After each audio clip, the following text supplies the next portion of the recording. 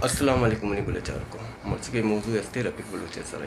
रफिक बलूच एक टीमी पास टापिए तो करा होगा बिता और अंगा तक टापे तो करा होगा लेकिन रफिक बलूच जो पुराने टीम में हाँ एक एक तंबिया नहीं अच्छा के लाला वाहिद डीएम मजीद ईशानी रहोगे आखिर रीज़न चाहिए बिता ये पास तकरीबन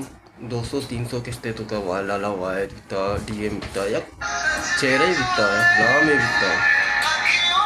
और एक पहचान ही बिता शानी लेकिन आस्ते आस्ते ख़त्म करे भी के वजह रीज़न आखिरी टीम जब मजीदा थी इंटरव्यू तो पूछता है कि मना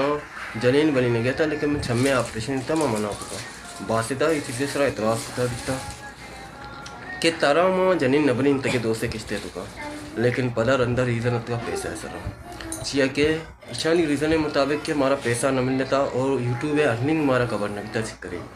माँ उसके यूट्यूब अर्निंग अब को माँ दूसरे बराबर पार्टनर है